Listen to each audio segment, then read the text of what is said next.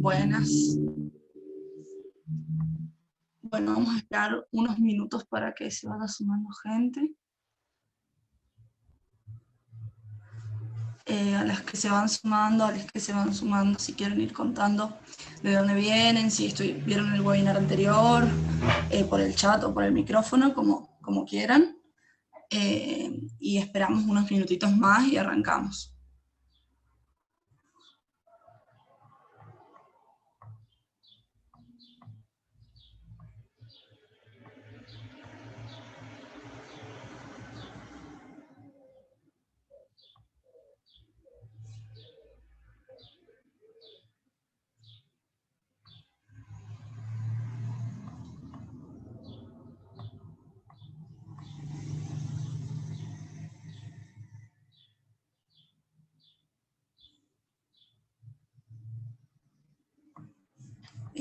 Ahí estamos también transmitiendo en YouTube, por si ahí lo vamos a mandar al chat, por si lo quieren reenviar, o también se pueden seguir sumando al Zoom.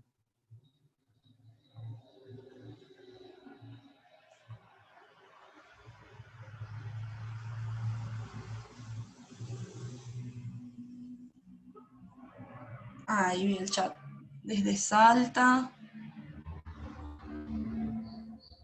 desde Agua de Oro, Córdoba, de La Rioja. Oh, qué lindo. Bienvenidas entonces. Qué lindo que podamos estar acá.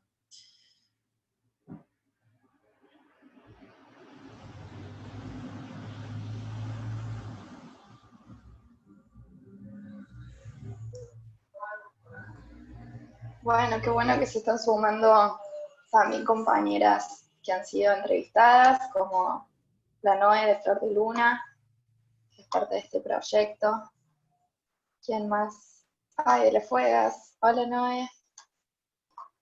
Oh, qué bueno. Bueno, quien se perdió el webinar anterior, que fue el primero, que fue sobre Recursero, lo pueden ver en el canal de YouTube, va a estar todo guardado para revivir los que se pierdan. Ahora pasamos el link. Desde Tucumán, de Córdoba, de Colombia. Ay, me encanta. Y bueno, bienvenidos. Vamos a esperar un poquito más y ya vamos a arrancar.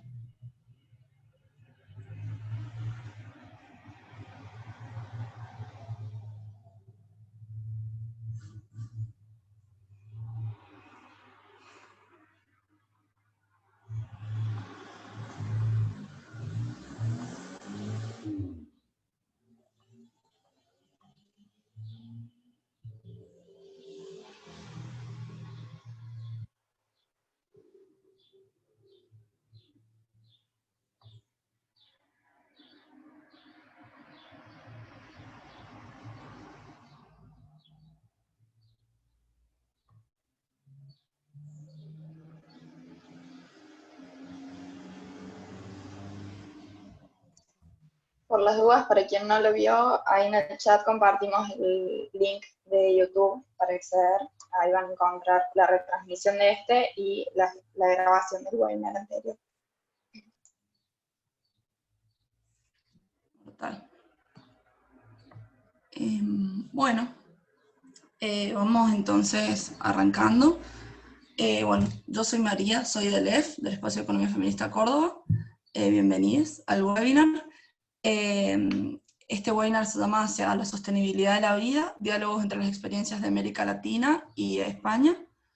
Es el segundo que hacemos de este ciclo de Economía Feminista junto a Fundeps. Empezaron en septiembre y van a seguir hasta noviembre, así que ustedes pueden inscribirse y también ver, porque quedan grabados los anteriores, quedan ahí en YouTube, que ya mandaron el link. Y bueno, buscamos en realidad reflexionar y compartir y debatir saberes y buscar como otras maneras de pensar la economía. Buscamos vincular la economía social, popular, feminista y ecológica para pensar otras economías que no tengan el lucro en el centro y sí la sostenibilidad de la vida. Y este webinar en realidad es parte de un proyecto más grande que venimos encarando con el EF y con Fundeps, que bueno, a fin de año va a estar el informe de este proyecto de investigación, más estos webinars, y además construimos un recursero de recursos tributarios, administrativos y legales para organizaciones autogestivas, que también lo van a estar compartiendo ahí en el chat. Y nada, espero que lo descarguen, que les sirva. Y ahora Sofía va a presentar a nuestros panelistas y arrancamos. Así que gracias y bienvenidas. Cualquier cosa, el chat o activar el micrófono también no hay problema, claramente. Bueno, hola, buen día. Yo soy Sofi, también del Espacio de Economía Feminista. Y ahora les voy a contar un poco de las tres panelistas que nos acompañan hoy. Les voy a contar en el orden en el que van a hablar. Para empezar, nos acompaña la Pato, que es Patricia Laterra, que es licenciada en Economía, maestranda en Estudios de Género por la Universidad de Ciencias Empresariales y Sociales. También es becaria doctoral del CONICET en temas de economía feminista. Realiza sus estudios de doctorado en Ciencias Sociales en la UBA. Forma parte de la Espacio de Economía Feminista. Es docente en diferentes cátedras y seminarios sobre economía y género, y entre sus intereses de investigación se encuentran diferentes tópicos de economía feminista, sostenibilidad de la vida, la reproducción social, la justicia económica, el poder corporativo, los estudios sobre género y sexualidades y la epistemología feminista. Luego vamos a compartir con Astrid Ajenjo Calderón, que es doctora en Economía por la Universidad Pablo de Olavide de Sevilla, y máster en Economía Internacional y Desarrollo por la Universidad Complutense, y desde 2015 es profesora en el Departamento de Economía, Métodos Cuantitativos e Historia Económica de la Universidad Pablo de Olavide de Sevilla. Por último, tenemos a Natalia Quiroga Díaz, que es economista por la Universidad Nacional de Colombia, es especialista en planeación y desarrollo regional, con máster en Economía Social y Solidaria. En la actualidad es investigadora docente y coordinadora académica del máster en Economía Social de la Universidad Nacional de General Sarmiento. En sus investigaciones y publicaciones analiza la crisis financiera de 2008 como una crisis de reproducción, basándose en el cruce de la economía feminista con la economía social y popular. Y en 2013 acuñó el concepto de economía feminista decolonial, que seguramente ella nos va a compartir ahora un poco de qué se trata. Así que bueno, eso sería un poco sobre ellas. Estamos súper felices y orgullosas de que nos acompañen, así que muchísimas gracias. Así que bueno, les damos la palabra nomás para que nos compartan lo que traen. Y empieza entonces Pato, perdón, sí. Sí, que van a hablar cada uno y después va a haber un tiempo para preguntas, así que las pueden ir dejando en el chat, o después hay una opción para levantar la mano y que les demos la palabra por si las quieren hacer por el micrófono. Ahora sí, gracias. Bueno, hola a todas, a todos, a todes. Les doy las gracias por invitarme a Fundeps y a mis compañeras queridas de Córdoba, que siempre son tan dulces y le están poniendo mucha garra a la organización, y me pone muy orgullosa que estén haciendo este webinar. Esta es la parte de la emoción. Y bueno, me invitaron para abordar algunas, digamos, pinceladas de manera general, introductoria, de qué es la economía feminista, y también pensar un poco, entiendo la economía feminista en relación a la sostenibilidad de la vida, así que yo lo que voy a tratar de hacer es introducir un poquito la economía feminista en lo que nos permite el tiempo que tenemos cada una, y luego tratar de poder relacionarlo un poco con esta mirada, esta idea de la sostenibilidad de la vida que viene rondando desde hace algún tiempo, poquito tiempo podríamos decir, en Argentina y en América Latina, más allá de que yo creo que sí, que es una práctica arraigada de algunos teóricas, ¿sí? A ver, la economía feminista, digamos, yo diría que no es nueva, sí y no, digamos. se compone como un campo disciplinar, si vamos al marco teórico, desde los 90, cuando se crea el IAFE, que es la Asociación Internacional de Economistas Feministas en Estados Unidos, pero podemos reconocer que desde hace un tiempo largo, digamos, inclusive desde fines del siglo XIX, diversas autoras escribieron sobre los derechos de las mujeres, sobre el derecho al trabajo remunerado, denunciando las desigualdades en las condiciones laborales, salariales, y digamos en la década del 70 hay, digamos, se empiezan a formalizar, digamos, las prácticas de los movimientos feministas, también hay una gran entrada de las mujeres en la academia, o sea que hay una expansión de las miradas feministas en la economía, que particularmente se van a centrar en la crítica a la concepción de la economía neoclásica.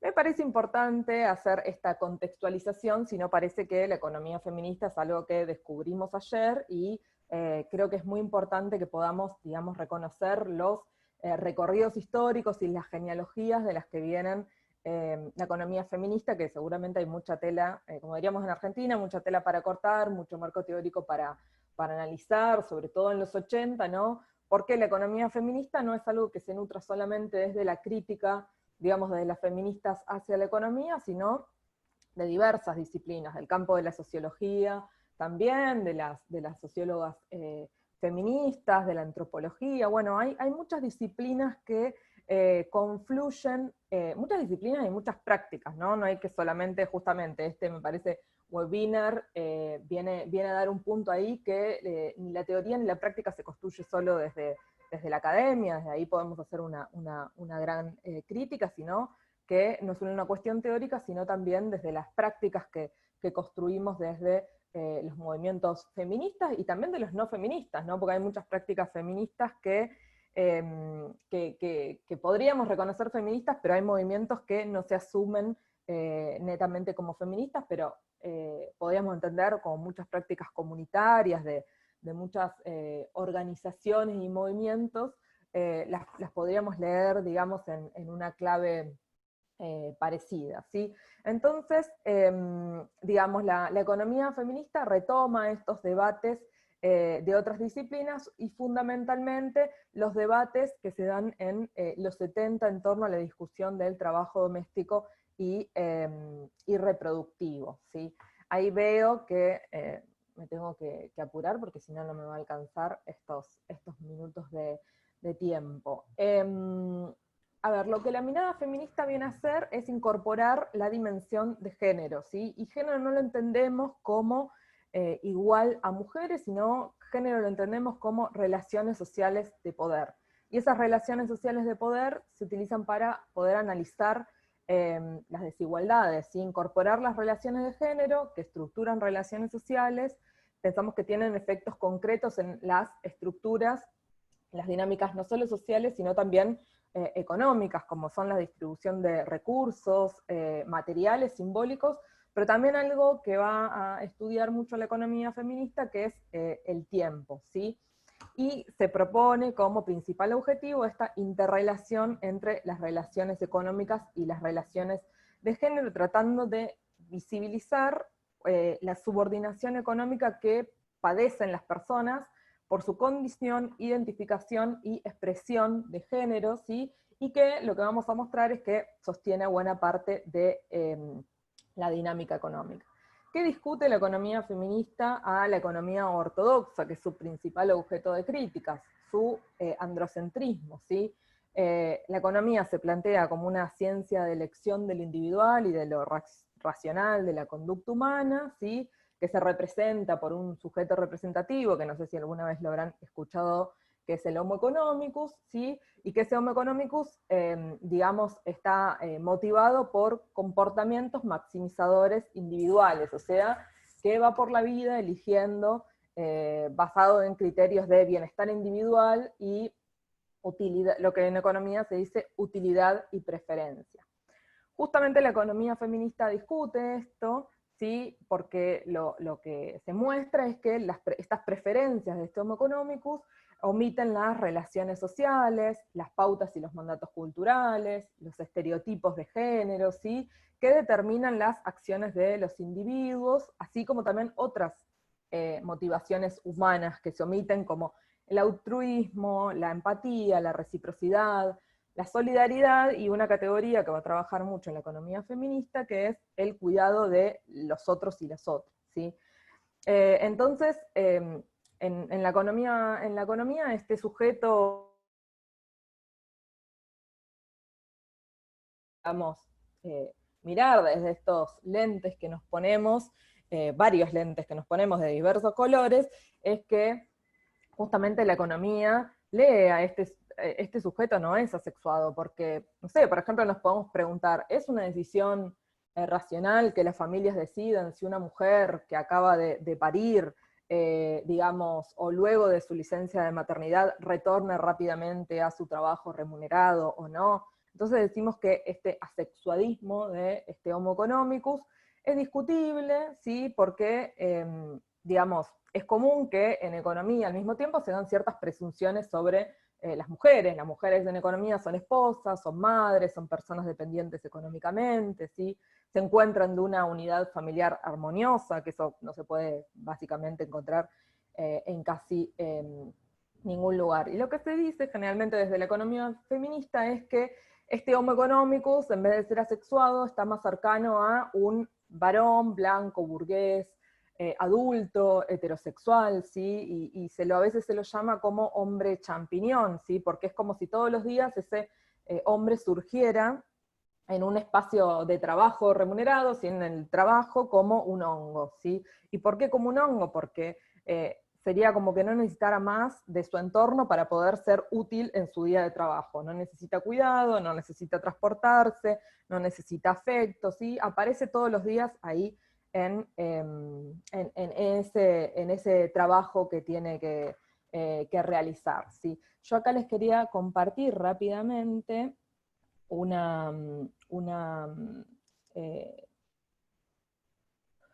planillita, un PPT que hice, a ver si lo puedo ahí, para explicarles aquí una cosa.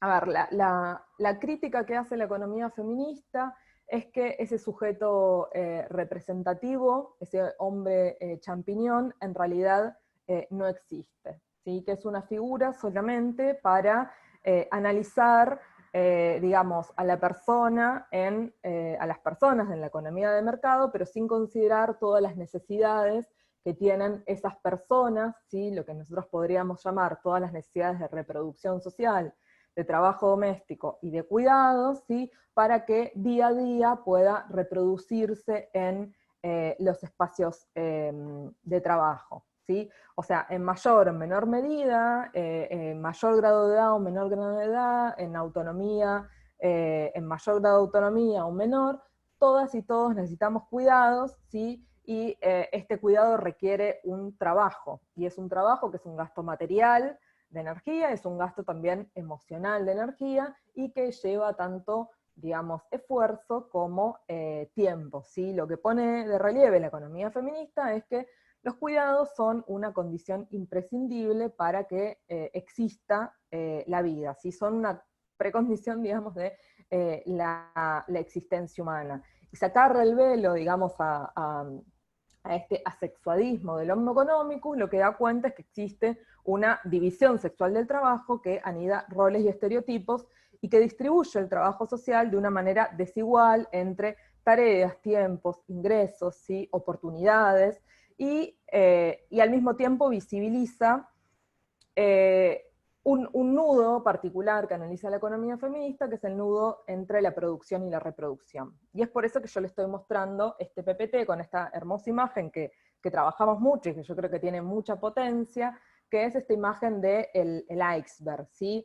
Donde se ve en la punta del iceberg todo lo que la economía entiende como productivo o como importante, que es el mercado, que es lo público, ¿sí? Lo público en términos del mercado, que es lo visible. Bueno, ahí vemos empresas, fábricas, moneda, energía, comunicaciones, ¿sí? Y por debajo, digamos, que sería como la base del iceberg, lo que sostiene esa pequeña punta, está lo que conocemos como el trabajo que se hace de manera privada, reproductiva, comunitaria, en los hogares, que es invisible, ¿sí? Que es el trabajo de cuidados que sostiene la vida, ¿sí? Este nudo producción-reproducción, o sea, no habría esta punta del iceberg, sino habría esta base del iceberg, visibiliza, digamos, el rol que cumple la economía del cuidado y el rol de trabajo de cuidados en el sostenimiento del funcionamiento económico, ¿sí? Lo que generalmente sucede es que, digamos, la economía tradicional lo que cree es que lo que existe y lo que produce valor es este espacio productivo, ¿sí? Y que es esta parte de arriba, y que la parte de abajo no produce valor. Y así vemos cómo el trabajo doméstico y de cuidados generalmente no se contabiliza como si produciera valor. Lo que nos podemos preguntar es qué sucedería si no existiese el trabajo de reproducción, ese trabajo que se hace cotidianamente y que se resuelve mayormente a través del trabajo no remunerado, y en específico en nuestras sociedades, este trabajo que lo hacen mayormente las mujeres. Bueno, si esto no existiera, no habría fuerza de trabajo disponible cada día para ser utilizada en este espacio productivo, ¿sí? Entonces, en la parte de abajo del iceberg representa este trabajo imprescindible que sostiene todo el entramado productivo. Si este trabajo no existe, además de no existir, digamos, el trabajo productivo, no existiría tampoco el consumo, ¿sí? Que es la adquisición de bienes y servicios para satisfacer estas necesidades humanas, ¿sí? Y si no existiera este consumo, tampoco este consumo se podría transformar en bienestar efectivo. Yo después esto se los dejo para compartir, porque creo que acá no va a haber mucho más tiempo para desarrollarlo, pero esto es el llamado flujo circular de la renta, para que ustedes después lo analicen, pero un poco lo que decía es, este espacio abajo del iceberg sería la parte por debajo, acá que estoy señalando, del flujo circular de la renta ampliado, donde el trabajo no remunerado, que acá estoy señalando, lo que hace es extender los estándares de vida ampliados, ¿sí? Y no solo los extiende para volver a llevar fuerza de trabajo al mercado, para que esa fuerza de trabajo esté capacitada, esté cuidada para poder reproducirse día a día, sino también hay una expansión de este bienestar, ¿sí? El de pasar de un bienestar potencial a un bienestar efectivo, ¿sí? Y esto es muy, muy simple. No alcanza, por ejemplo, con adquirir alimentos para estar alimentados. Se deben hacer una serie de procesos materiales y culturales, comprar la comida, limpiar, cocinarla, transformarla en alimento para que puedan convertirse en alimento. Entonces, de alguna manera, la economía feminista lo que hace es visibilizar el rol fundamental que tiene el trabajo doméstico y de cuidados, ¿sí? En la reproducción cotidiana de la vida. Yo no me voy a extender mucho más en la cuestión de los cuidados porque las organizadoras me dijeron que van a ver un webinar específico sobre cuidados, pero sí desde el punto de vista de la economía feminista particularmente, pensar que este trabajo de cuidados no remunerado produce un valor económico que no es reconocido por nuestras sociedades, ¿sí? Hace poquito, sí, la Dirección Nacional de Igualdad, Economía y Género del Ministerio de Economía estimó, digamos, a partir de la encuesta de uso del tiempo que se realizó en 2013, este módulo que se agregó a la PH, porque en realidad no es una encuesta de uso del tiempo propiamente dicha, estimó cuál es el aporte económico de este trabajo doméstico de cuidados no remunerado, y más o menos alcanza a un 15,9%, casi un 16%. Esto es, digamos, nos da una pauta enorme de lo que significa esta contribución en la economía argentina, porque más o menos equivale a lo que aporta en el Producto Bruto Interno el sector industrial o el sector de comercio en la economía. Esto es digamos, estoy hablando muy apurado. esto es una breve introducción. La economía feminista hace muchos aportes, ¿sí? Hace un aporte fundamental a la desnaturalización del trabajo de cuidados como una cualidad privilegiada de las mujeres, y cómo eso se relaciona con la división sexual del trabajo, y también cómo eso produce particularmente desigualdad, ¿no? A través de estas encuestas de uso del tiempo que yo nombré anteriormente. Por ejemplo, digamos, sabemos, porque es un número bastante repetido, que en Argentina, digamos, las mujeres realizan el 76% de las tareas domésticas, y que alcanzan un tiempo promedio, digamos, por día, casi de 6,5 horas en esas tareas domésticas, mientras que para los varones ese tiempo es de, digamos, un 3,4 de 3,4 horas, ¿sí? Y esto se agrava así, por ejemplo, en presencia de niños y niñas. Si hay menores de 6 años, el trabajo de cuidados no remunerado alcanza casi a 9 horas, ¿sí? Esto también se compone de una organización social del cuidado injusta, que quiere decir que, digamos, la manera en que Estado, mercado, comunidad y familias se relacionan, interactúan para dar las necesidades de cuidado es de manera injusta. O sea, hay una débil oferta de políticas públicas en torno a los cuidados para poder desafiar estos tiempos de división sexual del trabajo, pero también de división social del trabajo. Esta tensión en el tiempo repercute particularmente en la participación de las mujeres en el mercado de trabajo. Esperen que acá hay una cuestión con el chat que no puedo ver. Sí, ahí voy después con la pregunta de Diego. Esto repercute particularmente en la participación de las mujeres en el mercado de trabajo, pero también la participación en los espacios de formación, ¿sí? Repercute también en las brechas de género, las famosas brechas de género, y las dinámicas en la discriminación del mercado laboral, de la protección social, y también el acceso y control a recursos económicos, ¿sí? Y bueno, y la economía feminista es una serie de aportes en torno a las políticas públicas para desafiar, digamos, este análisis de la redistribución social de las responsabilidades de cuidado. Como me quedan 4 minutos y yo hice un rapidísimo pantallazo, sí me gustaría hacer un hincapié en digamos, la economía feminista tiene muchas miradas, ¿sí? Y hoy podemos ver que está un poco en la agenda pública argentina, ¿sí? Y está un poco en boca de todos, y esas diferentes miradas hacen a si esas prácticas y políticas están, digamos, más cerca de la sostenibilidad de la vida, creo yo, o más lejos, digamos. Desde la sostenibilidad de la vida, el objeto y el fin de la economía está planteado para mover los mercados del centro, que definen qué es lo económico y que determinan el proceso socialmente garantizado de la acumulación del capital, ¿sí? Y lo que se propone es poner en el centro la sostenibilidad de la vida. Y poner en el centro la sostenibilidad de la vida es revalorizar esa base del iceberg, ¿sí? Que sostiene justamente que los mercados estén en el centro. Pero no es una sola cuestión de revalorización, sino es una cuestión de cómo entendemos la vida y cómo entendemos los cuidados, ¿sí?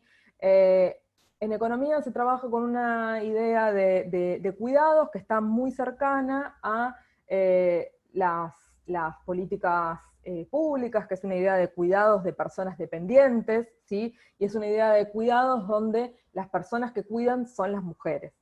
Y desde la sostenibilidad de la vida también se plantea que, digamos, hay que discutir esa definición, y hay que discutir también la vida que merece ser vivida, ¿sí? y que se puede plantear desde un lugar de vulnerabilidad e interdependencia, ¿sí? Y esto es, todas las personas necesitamos cuidados, más allá de la edad que tengamos, más allá de la condición física y psíquica en la que estemos, más allá de la autonomía que tengamos, ¿sí? Entonces, la idea de la sostenibilidad de la vida incorpora una noción de agencia y autonomía, y también incorpora, digamos, una idea, un posicionamiento político y ético, y reconoce, digamos, esta interdependencia en la dimensión material e inmaterial, y en las necesidades y en los deseos, ¿sí?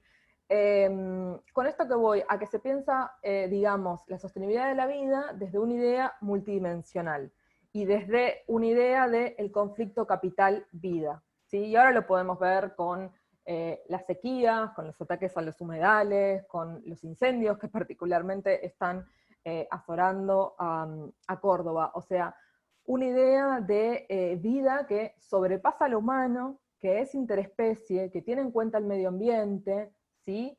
Que tiene en cuenta más, digamos, más facetas que únicamente la humana, y únicamente la humana en las personas dependientes, ¿sí? Implica, digamos, la idea de la sostenibilidad de la vida, hacer visible toda la parte del proceso de la organización social que suele estar invisible, ¿sí? Implica también discutir la noción de crecimiento, y cuestionar el sistema desde el cuidado de la vida comprendida, digamos, desde un punto de vista más amplio.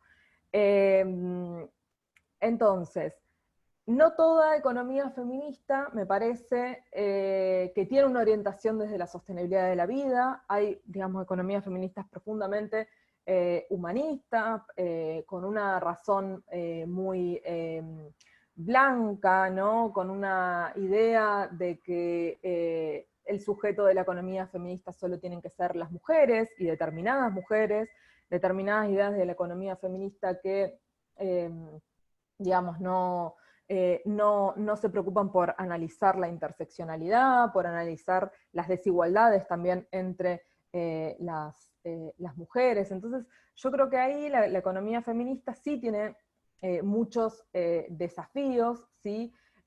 Y hoy en día, digamos, el desafío con lo que nos arroja la pandemia es pensar la desigualdad desde un lugar más integral. Quizás la economía feminista se fue construyendo, digamos, como pudo, desde miradas más eurocéntricas, blancas, heterosexuales también, ¿sí? Porque analiza muchísimo, digamos, una mirada desde la familia nuclear, y desde la heterosexualidad. Y yo creo que un desafío justamente es poder pensar más allá de estos órdenes y de estas categorías, ¿sí? Por ejemplo, desentramar el nudo cuidado de identidad impregnado en las epistemologías y en las metodologías de investigación es necesario para poder pensar una organización social más justa. ¿Quién cuida a las personas LGTB, o cómo se cuidan las personas LGTB? ¿Sí? Si no está esta mujer cuidadora, si las políticas públicas digamos, que se piensan son solamente para los niños y niñas, o para los adultos mayores, ¿sí? Entonces me parece que es muy importante, digamos, desafiar las categorías y las prácticas con las que fue construida la economía feminista, de una mirada blanca y heterosexual, digamos. Por ejemplo, hoy sigue siendo un punto, digamos, en agenda la famosa frase de romper el techo de cristal. Y hace unos pocos días el colectivo Identidad Marrón sacaba una frase que decía: mientras que las blancas siguen pensando en el techo de cristal, nosotras seguimos pensando en el piso de goma, ¿sí? Digamos, porque el colectivo de las marronas fundamentalmente son quienes limpian los hogares y hacen las tareas, tanto de manera remunerada y no remunerada, el trabajo doméstico y de cuidados, ¿sí? Entonces, yo creo que hay muchos desafíos para pensar la economía feminista desde una mirada de la sostenibilidad de la vida y no desde una mirada más, digamos, integracionista o solo de las políticas públicas. Y hay que pensar en el trabajo, hay que pensar, digamos, desde las comunidades, desde el trabajo comunitario, y también para abordar una cooperación plurinacional, ¿sí? Como nos preguntaban las compañeras que organizan el webinario, creo que fundamentalmente, más allá de que yo creo que es un aspecto fundamental que el Estado Nacional esté tomando en Argentina, el Estado Nacional esté tomando en agenda la cuestión de los cuidados, desde los movimientos y desde las organizaciones sociales no hay que dejar que esa agenda sea solo propulsada por los estados, sino que hay que analizar esa agenda, hay que pensar en las necesidades, hay que pensar en las necesidades desde los territorios, de manera situada, para poder construir una agenda de demandas interseccional, y que solo desborde las políticas, ¿no? Porque también hay mucho de micropolítica por hacer en términos de la sostenibilidad de la vida. Yo digo, hace unos años no hablábamos de economía feminista, y hace unos años se ha popularizado este graffiti, que yo no sé si también estará en Córdoba o en otros lugares, que hizo Ailén Posemay, que es una compañera, que el graffiti de Silvia Federici, eso que llaman amor, es trabajo no pago, como un graffiti puede, por ejemplo, haber contribuido a popularizar la discusión sobre los cuidados y sobre algunas de las temáticas de la economía feminista en nuestro cotidiano. Bueno, creo que hay muchas aristas en las que trabajar y seguir pensando, y no hay que perder de vista, digamos, que esta es una cuestión de desigualdad, y que no va a haber posibilidad de desandar la desigualdad si no prestamos atención a estos temas. Y creo que me pasé muchísimos minutos, les pido disculpas y doy lugar a la próxima compañera. Eso. Bueno, muchísimas gracias, Pato. Como dicen acá en el chat, súper enriquecedor. Y sí, si luego nos dan unos minutos, seguiremos debatiendo sobre esto. Y ahora le damos lugar a Astrid. Bueno, pues buenos días allí, buenas tardes aquí en España. Muchas gracias también por la invitación. Para mí es un placer poder compartir pues desde la enorme diversidad también de la economía feminista, como bien señalaba Pato, ¿no?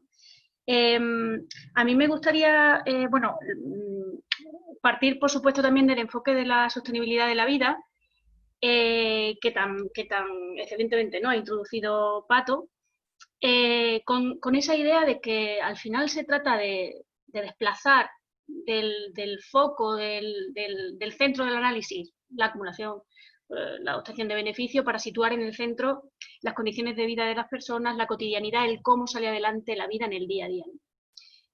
Partiendo de esa premisa de que efectivamente somos interdependientes, pero también somos ecodependientes, ¿no?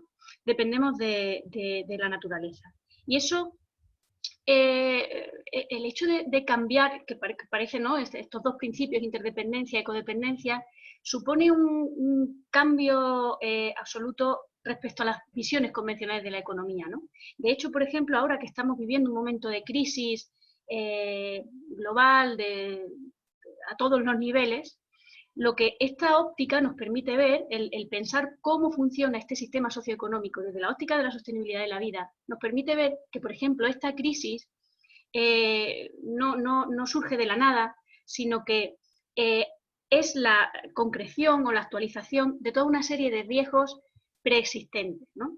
Es decir, nos permite ver que estamos en el marco de un sistema socioeconómico que no cuida la vida, que no permite el sostenimiento de la vida, que la obstaculiza constantemente, ¿no? O al menos no permite, obstaculiza, perdón, las condiciones de vida de las mayorías sociales, ¿no? Y eso es fundamental, porque nos permite ver que en el marco de este sistema socioeconómico,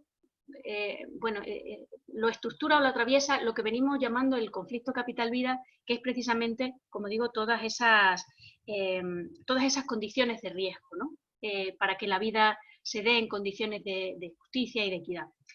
Y yo hoy me gustaría compartir algunas de esas dimensiones del conflicto capital-vida que tienen que ver, en primer lugar, con la ecodependencia y que se traduce en una crisis ecológica global, como bien sabemos, y respecto a la interdependencia que tiene que ver con la crisis de reproducción social, la crisis de los cuidados. Concretamente la voy a contextualizar bueno, en el marco de las periferias europeas o en el caso del contexto del Estado español, a raíz de las últimas políticas neoliberales, ¿no?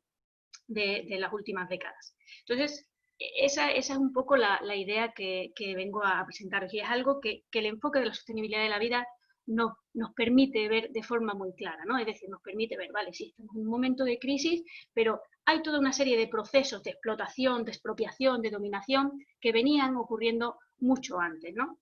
Respecto a la crisis ecológica, por ejemplo, pues obviamente lo que sale a la luz es que ya no solo las visiones dominantes de la economía, sino, bueno, en general la visión incluso de la ciencia, ¿no? El marcado sesgo antropocéntrico que nos hemos creído, ¿no? En esta falsa creencia de que podemos producir riqueza de forma ilimitada, ¿no? Lo cual se traduce en una extracción continuada de materiales, de recursos materiales, de recursos energéticos, toda una generación, una expansión de la generación de los residuos, que es claramente incompatible con un planeta que es físicamente limitado, ¿no? Ojo, porque este sesgo antropocéntrico está presente en las miradas ortodoxas de la economía, pero también en muchas miradas heterodoxas, ¿no? Que no están contemplando esa dimensión de la ecodependencia. Me permito incluso decir que incluso muchas visiones de la propia economía feminista que no están teniendo esto en cuenta, ¿no?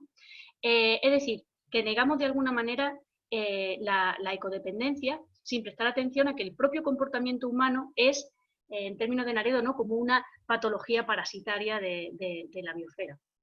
¿En base a qué, por ejemplo? Pues a toda esta expansión del modelo urbano agroindustrial. Y aquí hay una serie de elementos que es fundamentalmente ver porque son toda una serie de fuerzas sociales que están poniendo en jaque las condiciones ambientales, ¿no? Por ejemplo, el crecimiento demográfico y urbanístico, concretamente, ¿no? En el seno, cuando pensamos en las ciudades son los epicentros del deterioro ecológico y social, ¿no? Porque son focos de crecimiento económico, de lo que llamamos crecimiento económico y de consumo, ¿no?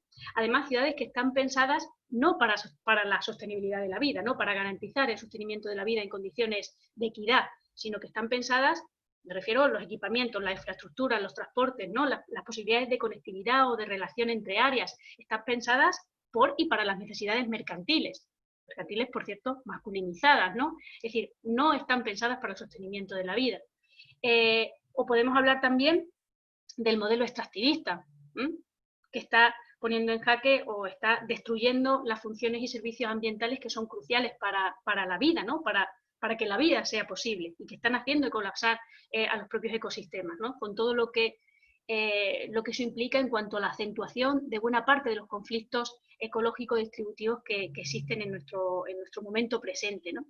Además, un modelo extractivista que utiliza la violencia como modo de producción, como medio de producción, en este caso estratégico, ¿no? Y lo estamos viendo claramente, además, con los altos niveles de persecución y de agresiones que están ejercidas, pues concretamente muchas veces contra mujeres lideresas, ¿no?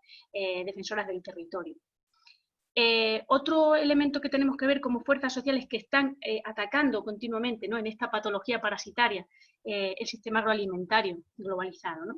Que tiene que ver, por un lado, con la generalización de la revolución verde en el campo, pero también con la mercantilización industrial de los alimentos, ¿no? O sea, esa mercantilización en masa, masiva, en el que el petróleo es la sangre, ¿no? De forma que, como dice Yayo Herrero, comemos petróleo, ¿no? O sea, estamos convirtiendo directamente petróleo en comida, con todo lo que eso implica de producción de gases de efecto invernadero, de degradación ambiental, etcétera, ¿no? Pero un sistema, además, agroalimentario que está destruyendo las economías campesinas, que está obstaculizando continuamente la propia soberanía alimentaria de los pueblos, con todo lo que eso implica, en última instancia, para crisis alimentarias, para aumento de hambre y para la desnutrición en buena parte o en muchas partes del planeta, ¿no? Entonces, es decir, que hay que tener en cuenta que ese sesgo antropocéntrico con el que estamos concibiendo la economía y nuestra forma de nuestro propio comportamiento humano en el marco de esta globalización actual está poniendo perdón, que me sonaba el móvil. Está poniendo continuamente en jaque los procesos de sostenibilidad de la vida y estamos llegando a un momento de translimitación, es decir, de superación de muchos de los límites ecológicos que podemos permitirnos, ¿no? Estamos en un momento de colapso ecológico que, como bien sabemos, se traduce pues no solo en el cambio climático, en el agotamiento de los recursos, la pérdida de biodiversidad, la erosión del suelo, la deforestación, la producción masiva de contaminantes, que además es curioso porque en el mar suponen todos estos elementos que digamos, esa conjunción de elementos que definen el colapso ecológico en el que nos hallamos, suponen a su vez además un excelente caldo de cultivo para el aumento de epidemias como la que estamos viviendo. Claro, epidemias que en un contexto de globalización, de hiperglobalización, en el que las mercancías y las personas nos estamos moviendo continuamente y cada vez más rápido, se traducen rápidamente o de forma muy fácil o muy rápida en pandemias globales como estamos viviendo. Pandemias además que van a tener efectos muy desiguales, precisamente también en base a estas desigualdades ambientales que previamente estamos viendo, ¿no?, en los distintos lugares del planeta. Claro, desde una óptica de la sostenibilidad de la vida, cuando nos enfrentamos a esta crisis ecológica, cuando tenemos frente este colapso absoluto, claro, lógicamente no se trata solo de apostar por una transición verde, ¿no?, que en última instancia además se está basando en la buena voluntad individual o de algunos impuestos, de la innovación técnica, ¿no?, sino que se trata, podríamos decir, esto del recetario, ¿no?, que siempre estamos buscando, pero a corto plazo se trata de avanzar de forma inmediata, masiva y sostenida en la descarbonización de la economía, claramente, ¿no?, en la economía circular, en la protección de la biodiversidad, en la eficiencia energética, es decir, hay que dar toda una serie de pasos y hay que darlos ya. Y en el largo plazo, pues podemos, desde los propios feminismos y ecofeminismos, desde la propia economía feminista, los ecofeminismos, estamos pensando en lo que, bueno, algunas autoras se utilizan mucho, pero bueno, podemos hablar de ese decrecimiento ecofeminista, que es esa forma en la que vamos a tener que empezar a pensar la vida en común en el marco de un planeta finito y un planeta que está pasando un momento muy complicado, ¿no? En ese decrecimiento ecofeminista voy a citar, como lo plantea Maya Pérez Orozco, que ella habla que hay dos principios claves sobre los que tenemos que plantear ese decrecimiento, ¿no?, que es, por un lado, priorizar la redistribución de lo que hay frente al crecimiento, redistribución de lo que ya hay, y en segundo lugar, ajustarnos a un principio de austeridad en relación a los flujos materiales y de energía, lo que Jorge Richman también habla como un principio de autocontención. O sea, tenemos y eso parte también de no solo podemos exigir a ciertas instituciones, eso parte de un comportamiento individual y de ponerse límite, ¿no?, autocontenerse en los modelos de consumo, por ejemplo, en la forma en la que nos movemos o en la forma en la que pensamos nuestro derecho a viajar o tantísimas cuestiones, ¿no? Bueno, que hay que pensar. Y además yo creo que esta crisis, este momento de pandemia, lo que ha puesto claramente sobre la mesa, desde un punto de vista optimista, quiero decir, es que si hay voluntad política, el mundo se para. Y esto deja de moverse y el mundo se para. Y esto da un respiro al planeta. O sea, si hay voluntad política, se puede hacer. La cuestión es que no la hay, claro, porque todos los acuerdos que se firman a escala internacional, etcétera, no se están cumpliendo porque no hay voluntad política. Pero se puede hacer, por supuesto que se puede hacer. De hecho, lo estamos viendo, ¿no? O sea, claro que se puede hacer, pero precisamente para la salud del propio planeta que permite nada más y nada menos que el hecho de que nuestra vida sea posible, ¿no? El segundo elemento sobre el que quería abordar, que tiene que ver con esa noción de interdependencia de la que hablábamos, de la que hablaba Pato, que tiene que ver con pues con la crisis de reproducción social que venimos viviendo en las últimas décadas, ¿no? En el contexto latinoamericano, con bastante anterioridad a lo que estamos viendo en Europa, ¿no?, que sobre todo ha sido a raíz de la gran recesión, de la crisis inicial en 2008, ¿no? Claro, yo voy a hablar de esta crisis, de la crisis de reproducción social, como digo, en el contexto en el que me encuentro, ¿no?, concretamente además en el caso de las políticas neoliberales en el marco de la Unión Europea llevadas a cabo en el caso de España, por ejemplo, ¿no? Y lo que observamos, para ver esta crisis de reproducción social, creo que es interesante ver o sea, el cómo se sostiene la vida, qué esferas de actividad intervienen en la sostenibilidad de la vida y ver que estamos hablando del mercado, del Estado, de los hogares y de las redes sociales y comunitarias, ¿no? Y ver qué pasa en cada una de esas esferas, ¿no? Entonces, en el caso de los Estados, pues estas políticas neoliberales, que en la última década se han venido a denominar como políticas de austeridad, pero que ya venían siendo establecidas en el marco de la Unión Europea desde el propio Tratado de Maastricht, ¿no? Con la entrada del euro. Se ha producido un adelgazamiento de los estados, ¿no? Adelgazamiento respecto a su función mediadora en el conflicto capital-vida o a su función o a la función específica que tienen para la sostenibilidad de la vida, ¿no? Concretamente, estados del bienestar, tal y como se conciben en el marco de la Europa, ¿no? de las últimas décadas. Pues lo que vemos son estados adelgazados a raíz de toda una serie de privatizaciones, de recortes sociales, además de una erosión progresiva de instituciones que garantizaban la equidad, como son la negociación colectiva o la fiscalidad progresiva, todo ello además en el marco de un nuevo componente moralizador que está responsabilizando a la ciudadanía de la situación de endeudamiento público, ¿no? Es decir, el hemos vivido por encima de nuestras posibilidades, de forma que se exime a esas élites políticas, a las élites económicas también del expolio producido, ¿no? Respecto a lo público, ¿no? Con rescates a la banca, bueno, como bien sabemos. Es decir, estados adelgazados, estados que tienen cada vez una responsabilidad o digamos un papel menor en esos procesos de sostenibilidad de la vida. Respecto a los mercados, en ese diamante que decíamos, Estado, mercados, redes sociales y comunitarias y hogares, pues respecto a los mercados de trabajo, concretamente, ¿no? Lo que vemos es una precarización progresiva. O sea, a raíz de toda una serie de políticas de corte deflacionista, de reformas laborales, que en aras de una flexibilización de las relaciones laborales, lo que se ha producido es, como bien sabemos, una precarización, ¿no? Eso ha producido una obstaculización del hecho de poder conseguir la autonomía vía salario, vía trabajo asalariado. Se ha erosionado bastante el poder de la mano de obra, ha producido también un aumento del subempleo y ha incrementado también la informalización y sobre todo el endeudamiento como estrategia de supervivencia.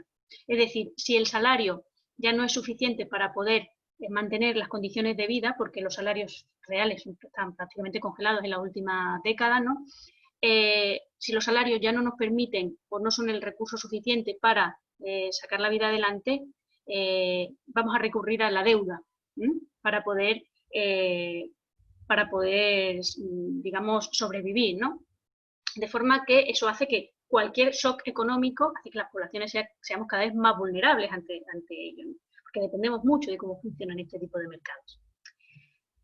En cuanto a las redes sociales y comunitarias, pues ya sabemos que las políticas neoliberales, que si tuviéramos que ponerles una palabra, sería como el fomento de la individualidad, ¿no? De la individualización del riesgo absoluto, pues las redes sociales y comunitarias están muy debilitadas o muy obstaculizadas, ¿no?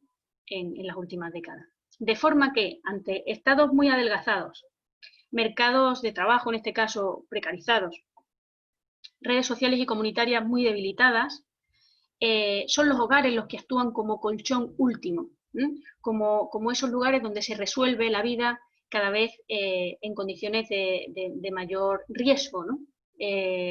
Donde se despliegan ese tipo de estrategias. Claro, ¿y qué ocurre en los hogares? Pues que en los hogares no se asume el sostenimiento de la vida o la responsabilidad respecto a los tiempos, los trabajos que supone ese sostenimiento de la vida, no se ha distribuido de forma equitativa y han sido fundamentalmente las mujeres las que han supuesto ese contrapunto funcional para que las políticas de austeridad hayan sido viables, ¿no? Si es que lo han sido. ¿Cómo? Pues resolviendo la reproducción cotidiana de la vida con una sobreexplotación de su tiempo y de su trabajo, y además, en muchos casos, redistribuyendo cuidados de unas a otras en base a ejes de jerarquización social, ¿no? Como puede ser la edad o puede ser la raza, la etnia, o en el caso del estatus migratorio con las cadenas globales de cuidado, como bien conocemos, ¿no? En el caso del empleo de hogar. Pero es curioso porque también en esta última década lo que se observa es que estas estrategias de supervivencia feminizadas se han releído desde esa óptica posfeminista neoliberal en el que de alguna manera se alaba la heroicidad de las mujeres, ¿no? En esa nueva mística de la feminidad que también está siendo aprovechada, por cierto, por partidos de ultraderecha y por todos esos discursos absolutamente reaccionarios y no conservadores que están de nuevo diciendo cuál es el lugar de las mujeres. Eso sí, porque queremos y por supuesto porque somos unas heroínas, ¿no? Esa nueva mística de la feminidad tan perversa desde el punto de vista de ese nexo entre neoliberalismo y feminismo que tanto se ha estudiado. ¿Qué ocurre? Que la crisis de la COVID-19 ha vuelto a poner sobre la mesa, bueno, lo primero, la crisis de la COVID-19 ha sacado a la luz precisamente esta crisis de reproducción social y la crisis de los cuidados que va asociada, ¿no?, a estas dificultades cada vez mayores de poder sacar el cuidado de la vida adelante, ¿no? Ha vuelto, digamos, estas crisis han aflorado y de nuevo se pone sobre la mesa que somos las mujeres quienes estamos a la cabeza de la organización social del cuidado, ahora desde un doble punto de vista. O sea, primero, como principales cuidadoras en los hogares además en los que se ha incrementado el tiempo de trabajo doméstico y de cuidados, precisamente porque había que cuidar a personas enfermas, que no podían acudir a hospitales, etcétera, ¿no? El mantenimiento de las actividades educativas en el seno de los hogares cuando había personas menores, ¿no? Además, en el marco de una pérdida de ayuda mutua familiar, porque ya no puedes echar mano del abuelo o de la abuela para que te ayude a criar a la niña, etcétera, ¿no? Por tanto, están a la cabeza de esa organización social como cuidadoras primarias, pero también como principales empleadas en esos sectores que se han venido a llamar como esenciales, que son sectores muy asociados al cuidado, ¿no?, debido a esa segregación ocupacional existente. Que además han sido, es curioso, ¿no?, porque son trabajos que han sufrido, sobre todo en las etapas de confinamiento, aquí en España, ¿no?, incluso teníamos aplausos, ¿no?, todos los días. Mira, como, bueno, hay que aplaudir a todas estas personas que están permitiendo, que nos están cuidando desde fuera, que están saliendo y que se están exponiendo más al virus, porque esa es una clave, ¿no? Lo que implica esta crisis, para las mujeres no es solo una intensificación de su tiempo de trabajo, sino también esa mayor exposición, ¿no? Como digo, debido a este doble error. Y de hecho esta crisis lo que nos viene a plantear como nuevos interrogantes que es necesario seguir planteando desde la óptica de la sostenibilidad de la vida es, en primer lugar, si el hecho de que estemos ahora más en las casas confinadas o, bueno, de las condiciones en las que estamos, si eso ha producido una mayor corresponsabilidad en los hogares, o qué está ocurriendo, por ejemplo, con el teletrabajo, que se ha planteado como una fórmula que podría resultar positiva de cara a la conciliación, ¿no?, de la esfera familiar, laboral, personal, o realmente están saliendo a la luz también algunos de los límites de esta fórmula, ¿no?, porque precisamente se diluye cuál es la diferencia entre el tiempo de trabajo, el tiempo de descanso, el tiempo de cuidado, el tiempo personal, de autocuidado, de ocio. O sea, se diluye mucho, ¿no?, cuando tienes que estar continuamente frente a la pantalla para muchas de esas actividades, ¿no? Entonces, bueno, alerta respecto a eso. Como decía, ¿qué va a pasar también con esas ocupaciones altamente feminizadas que han sido o que aparentemente estarían más valoradas socialmente, pero bueno, ¿qué va a ocurrir, ¿no?, con las condiciones de trabajo, ¿no? ¿Qué va a ocurrir, por supuesto, dentro de los hogares? ¿Con qué está ocurriendo con la violencia machista, ¿no? ¿Astrid? Sí. Disculpa, no, te aviso ¿Termino, para no? ir redondeando. Sí, por el tiempo. Perdón.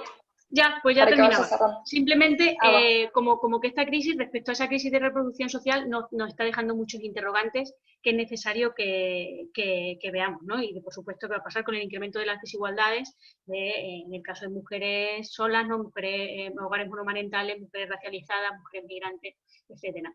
Por tanto, por sistematizar y por concluir, lo que nos permite la óptica de la sostenibilidad de la vida es fijarnos en dimensiones generalmente olvidadas cuando atendemos a las crisis o cuando estamos analizando el contexto global, que es la crisis ecológica, que nos interpela profundamente a los feminismos, y la crisis de reproducción social y de los cuidados, que aparentemente estaría aflorando más en esta crisis actual, pero que corre el alto riesgo de que vuelva a ser nuevamente invisibilizada. Muchas gracias. Bueno, muchísimas gracias. Súper enriquecedor también tus aportes. Y antes de darle la palabra a Natalia, aprovecho ya que es el tema de tu ponencia, Astrid, para mencionar que acá en Argentina, en muchas provincias de Argentina y también del resto de América, estamos viviendo en este momento un ecocidio muy importante por medio de incendios que son intencionales y que mucha parte de la población estamos denunciando que son intencionales porque responden a intereses del mercado, ya sea la agroindustria o el sector inmobiliario y demás, y que eso es un ecocidio y, como vos decías, demuestran que la voluntad política no existe en frenar estas cuestiones y que obviamente nos afectan a todos, vidas humanas y no humanas. Así que bueno, no hay que dejar de mencionarlos. Bueno, y seguimos entonces con Natalia, que está por ahí. Y aquí estoy, ¿cómo están mis compañeras? Bueno, sobre todo agradecer a todas las compañeras que han organizado este espacio y la posibilidad de hacer este diálogo entre España y América Latina. Y bueno, después de todas las interesantes exposiciones de Pato y de Astrid, me han hecho la vida más fácil porque entonces me queda lo más sencillo, y es que las compañeras han cubierto muy bien los aspectos principales de emergencia del campo de la economía feminista.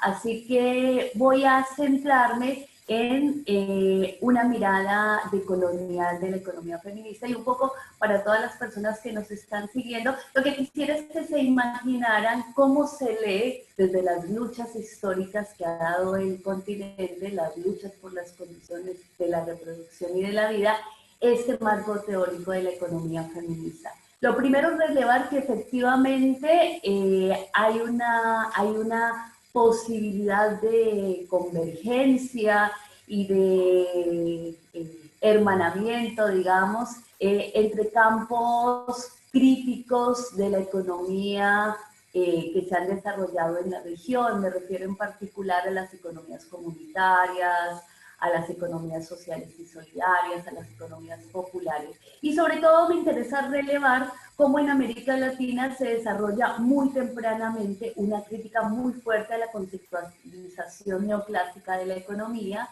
que es importante remarcar porque esta crítica que se desarrolla desde América Latina se centra en una mirada que critica ese individualismo tan característico de la perspectiva neoclásica, ¿no? Lo que se plantea es que desde las economías populares, sociales y comunitarias, lo que se plantea es que la economía es imposible entenderla sin entender el marco de relaciones en las que se desenvuelve cotidianamente lo económico. Por eso vamos a ver que en América Latina, Quijano, por ejemplo, planteaba que una de las cosas que caracteriza a la región es una enorme multiplicidad de prácticas económicas, ¿no? Y esa multiplicidad de prácticas económicas no se producen en un vacío histórico, sino que se producen en el vacío de una violencia, de la violencia del proceso de conquista y el proceso de colonialidad, un proceso de colonialidad inacabado, porque, como sabemos, la manera como se estructura las sociedades en América Latina tienen en la raza un elemento principal. Es decir, que cuando hablamos y cuando queremos desarrollar un pensamiento emancipatorio en América Latina, un pensamiento crítico, primero tenemos que partir de la mirada como la colonialidad organiza el papel que hombres y mujeres desarrollamos. Y esto es muy clave para todas las compañeras que hemos venido trabajando con las compañeras de los feminismos afro, con las compañeras indígenas, con las compañeras populares. Es muy claro cómo muchas veces la principal opresión no viene de su rol en la esfera doméstica. Y esto es una de las críticas principales que los feminismos decoloniales hacen a un marco de la economía feminista emancipatoria, porque lo que plantean es que efectivamente para muchos grupos sociales la principal causa de opresión no es la división del sexual del trabajo al interior de la unidad doméstica, sino la manera como los cuerpos racializados son ubicados en esa división social del trabajo, ¿no? La idea de que los cuerpos que pueden ser apropiados, los cuerpos que pueden ser violentados, son los cuerpos de las mujeres racializadas.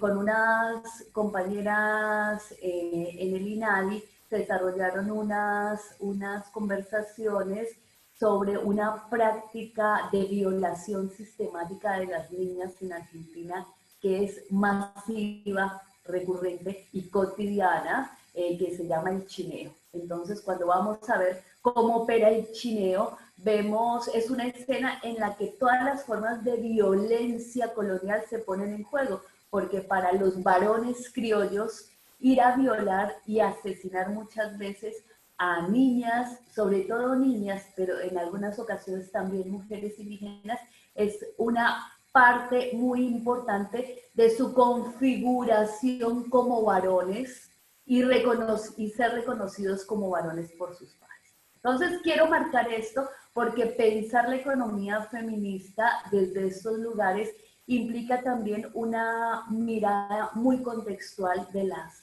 implicaciones que tiene la experiencia de los cuerpos racializados en la economía. Por eso, digamos, me interesa remarcar que la tradición de la economía feminista, que como lo marcaron muy bien Pato y Astrid, llega tardíamente. Fíjense que para los demás campos del conocimiento, para la sociología, para la antropología, incluso para la teología, el desarrollo de un campo feminista se realiza muy temprano, cerca de los 60, y un campo disciplinar, reconocido, más consolidado, se da, como bien lo decía Pato, en la década de los 90. Y esto muestra, digamos, el marcado androcentrismo de la disciplina, ¿no? Pero también es importante reconocer que aquí en América Latina la experiencia colonial nos permite pensar otras dimensiones. Y una de ellas, por ejemplo, es la de las luchas por las condiciones de reproducción, porque lo que encontramos es que, como marcan tempranamente pensadores en la región, las luchas que se dan no son por la incorporación al mundo del trabajo asalariado, sino es por la autonomía en las condiciones de la reproducción de la vida. Y ustedes, yo creo que ya siempre en esta charla remarco que uno de los aspectos originales que tiene el pensamiento en la región es la lucha por la autonomía en las condiciones de reproducción. Por eso, cuando las compañeras remarcaban el tema de los incendios intencionales que devoran los paisajes y el hábitat en Córdoba y en todo el país en Argentina, vemos que esos incendios también se presentan en muchos lugares de la región y que están profundamente vinculados con ataques a comunidades indígenas, campesinas, afropopulares, ¿no? Los incendios como una presión para erradicar del territorio a quienes lo habitan y que tienen otros proyectos de vida que no son los proyectos extractivistas ni son los proyectos del monocultivo. Y esto es muy interesante y a raíz del tema de los incendios, creo que también es una metáfora interesante para entender cómo hay proyectos que están en colisión en este momento. El proyecto de los incendios es claramente un proyecto para el monocultivo y los proyectos que han encarado las comunidades, que en muchas de nuestras regiones son comunidades afroindígenas, que son las últimas comunidades que han podido proteger los territorios de la voracidad desarrollista occidental, son proyectos de la pluridiversidad, ¿no? Porque si hay algo que caracteriza a los paisajes de los colectivos, de las comunidades indígenas, populares, campesinas, es una enorme diversidad, porque muchos de esos cultivos no están pensados solamente con la lógica de las ganancias y de las fluctuaciones de los mercados en Wall Street, sino que están pensados con una lógica de garantizar las condiciones para la vida. Y eso implica una diversidad de productos que se ponen en juego, lógica de lo económico, en donde el mercado ocupa un lugar, pero no todo el espacio. ¿Y qué quiere decir esto?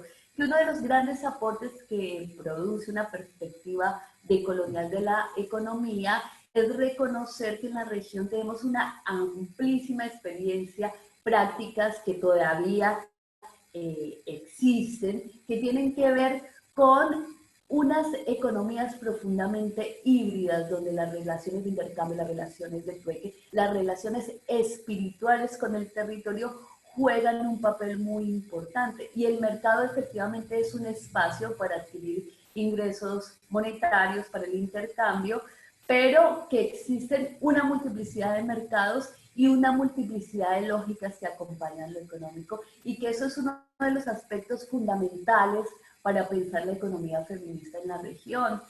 Las compañeras afro me han remarcado, y con ellas lo he aprendido, es que una de las cosas que más les llama la atención de la manera como se ha pensado la opresión feminista hacia las mujeres por su rol y su condición reproductiva, para ellos hay una perspectiva completamente diferente, porque la experiencia de los cuerpos esclavizados es también una experiencia de la negación de la posibilidad de tener una familia a quien cuidar. Y por eso para muchos pueblos afro y para muchas mujeres indígenas incluso, el espacio de la familia, de la prole numerosa y de la familia extendida es un espacio de fuerza, de fortaleza, en un contexto de fuerte discriminación, y en donde sin negar las relaciones patriarcales y sin negar las desigualdades que existen entre varones y mujeres, la principal violencia muchas veces viene de esa relación racial que hace que en América Latina ser indígena o ser una persona indígena o ser una persona negra implica una probabilidad de estar en situación de pobreza del 60-70%. Es decir, tener un color de piel que ubica en una situación y además te da unas oportunidades limitadas, ¿no? Entonces, ahí hay unas claves muy interesantes para pensar, digamos, cómo la perspectiva decolonial nos ayuda a pensar de otra manera una economía feminista emancipatoria, una economía feminista decolonial. Y en eso, por ejemplo, la clave del territorio es fundamental.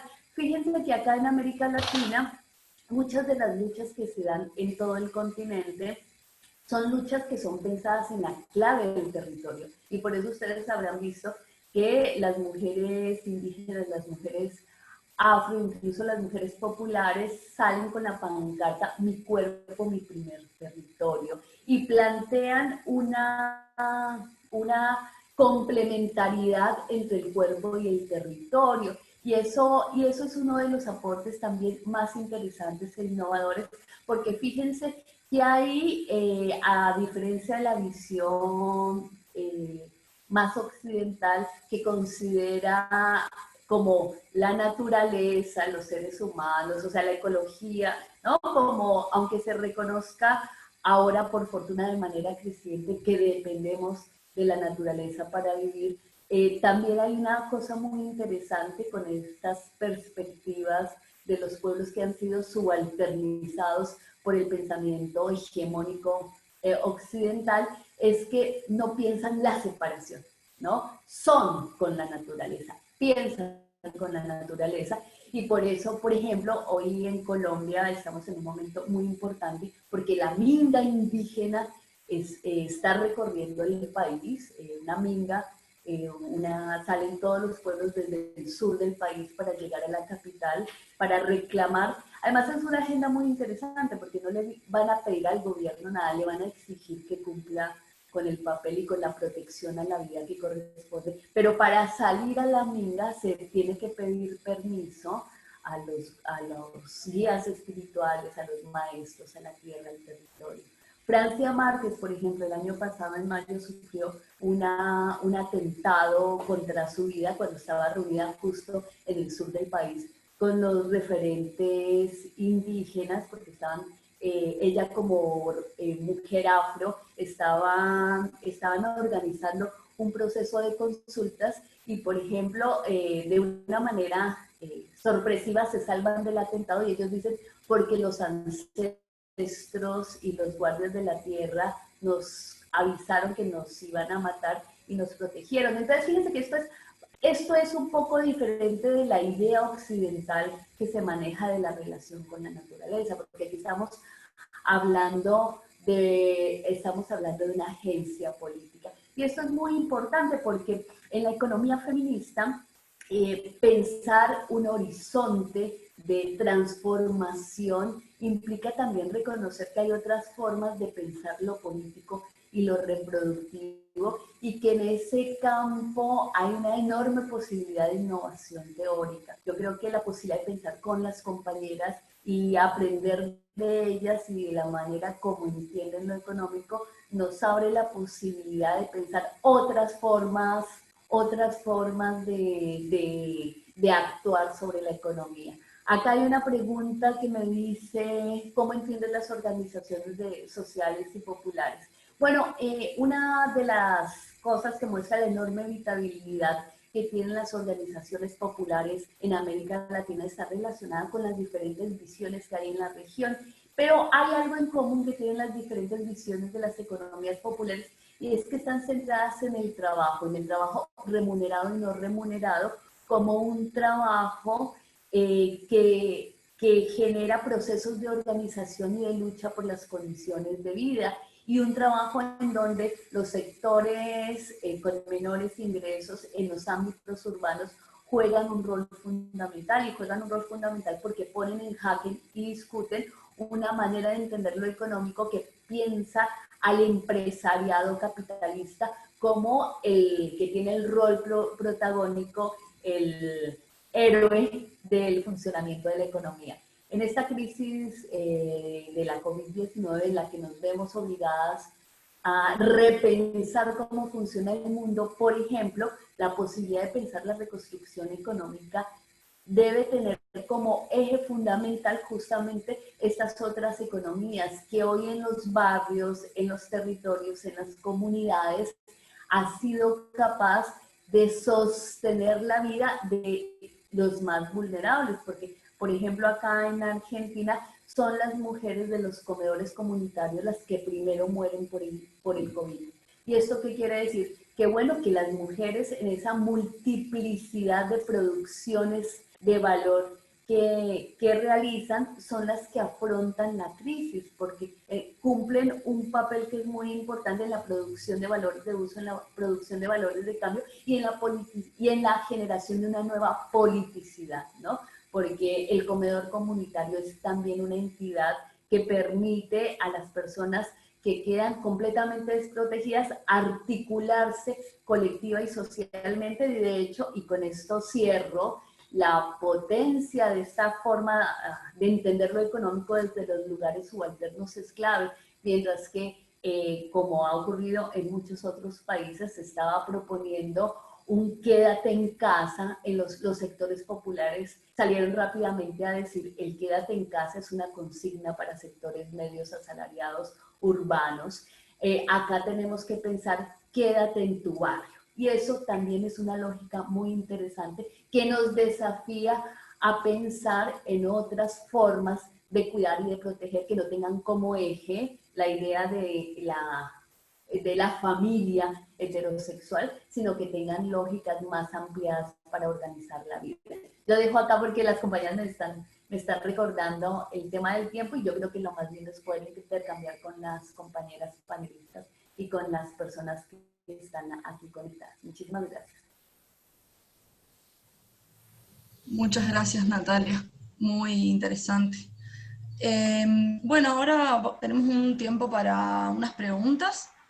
Ahí en el chat hay una para Natalia específicamente, y después tengo otras acá en general. Si querés, ahí leo la para Natalia y las otras y vamos contestando.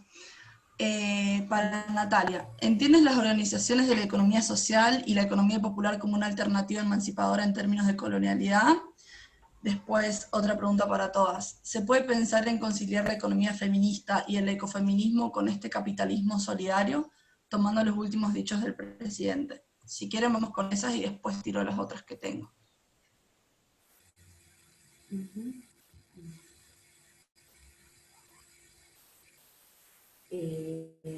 No sé, ¿cómo quieren que nos organicemos para hablar?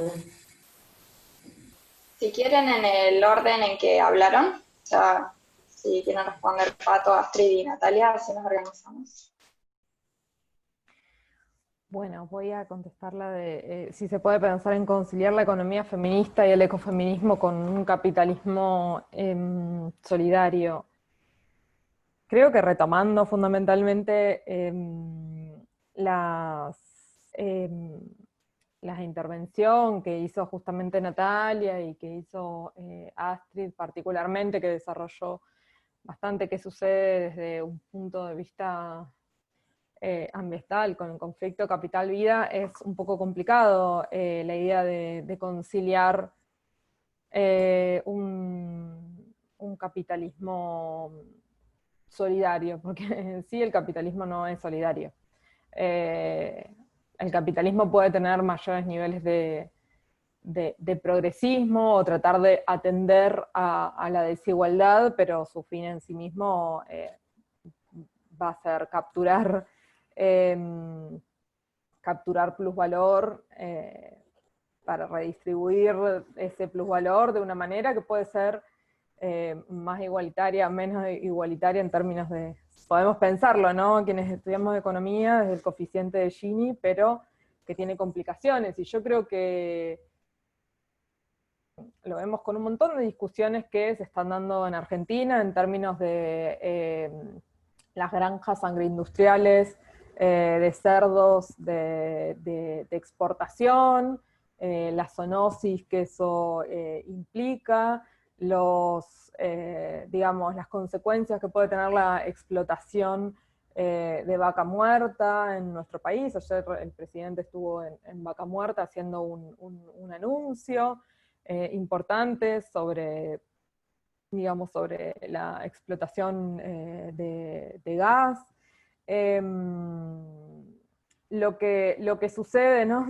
Que prácticamente nuestro país se está quemando, y cuando eso sucedía en Notre Dame o en Australia les importaba, digamos, a todos, pero ahora que sucede, digamos, en Córdoba y en el resto del país, para avanzar no solo con la frontera del agronegocio, sino también con negocios inmobiliarios, que es otra parte en la cual, digamos, se acumula capital y se deriva para el beneplácito de las clases más adineradas, para que vacacionen y para que tengan un espacio en un entorno ecológico y de naturaleza. Entonces, todas esas cuestiones yo creo que se ponen en tensión en este capitalismo que puede llegar a ser solidario, y no tenemos que olvidar que más allá de que, digamos, el gobierno de Argentina algunas políticas progresistas tiene con perspectiva de género, eso no, me parece que es innegable, la política del IFE, que después podemos, digamos, o el AUH, después podemos hacer, digamos, algunas críticas en torno al maternalismo social y esas cuestiones, pero es verdad que mientras se atienden una serie de necesidades, hay otras en términos del conflicto capital-vida que tienen una tensión muy, muy importante y muy, muy cercana, ¿no? Y en esa tensión cercana, yo creo que justamente ahí lo que dijo Astrid, lo que dijo Natalia, y lo que yo también traté de esbozar, es que justamente lo que se pone en cuestión es la idea de, ay, disculpen, no sé si se escucha, la idea de que el fin de la economía sea el crecimiento, y el crecimiento económico vía la monetización, no que sea en términos de un crecimiento en términos de un bienestar social, sino de una acumulación y un crecimiento del PBI. Bueno, este sistema está en tensión, digamos, tampoco es un problema particularmente de este gobierno, me parece que es un problema sistémico, es un problema sistémico que este gobierno claramente tampoco se puede desandar porque está dentro de un sistema. Sí creo que podría llegar a tomar partido o acciones, pero también no podemos dejar de desconocer que hay una avanzada de la derecha mundial que es muy importante, que esa derecha no es cualquier derecha, que es una derecha liberal, que es una derecha que le importa, digamos, muy poco, justamente lo que le sucede a los otros, que es, digamos, muy poco empática, y que en ese sentido, digamos, se anidan de manera simbólica, digamos, ciertos valores muy conservadores, utilitarios, liberales, y unos valores y unas ansias de acumulación muy importantes, ¿no? O sea, en términos de la sostenibilidad de la vida, yo creo que no hay posibilidad de conciliación. En términos de una economía feminista que solo digamos, tenga un espectro limitado en términos de, bueno, vencer determinada techo de cristal, no sé, determinado brecha de ingresos para un sector, bueno, puede ser, pero digamos, no podemos pensar en el bienestar común si, por ejemplo, los ríos se están quedando sin caudal de agua, ¿sí? Es más, en la capital federal lo que está sucediendo es que todos perciben que el agua potable tiene un poco más de gusto lavandina, un poco más de gusto raro, y no nos estamos preguntando qué relación tiene eso con el avance sobre los humedales, ¿sí? Bueno, la economía, digamos, digamos, visión, creo, de la sostenibilidad de la vida, justamente como marcó Astrid y como marcaron Natalia, tiene una visión desde la eco-interdependencia. Y creo que bueno, que no nos tenemos que fijar solamente en las cuestiones de desigualdad humanas, sino que una visión interdependiente es necesaria para poder efectivamente tomar otro camino, porque yo soy, digamos, de las que cree que no hay mucho, digamos, no hay mucho espacio en nuestra humanidad para seguir, digamos, probando, intentando con las recetas que ya no vienen dando resultado, ¿no? Y esto no lo dicen solamente las economistas feministas, digo, lo dicen Naciones Unidas, lo dicen un montón de organismos internacionales. Entonces yo creo que la atención que le pone al capital a los gobiernos tiene que ser revisitada, y los gobiernos se tienen que hacer cargo de esa atención, porque no hay mucho más tiempo ecosocial para poder seguir, me parece, estando a tientas y conciliando con el capital.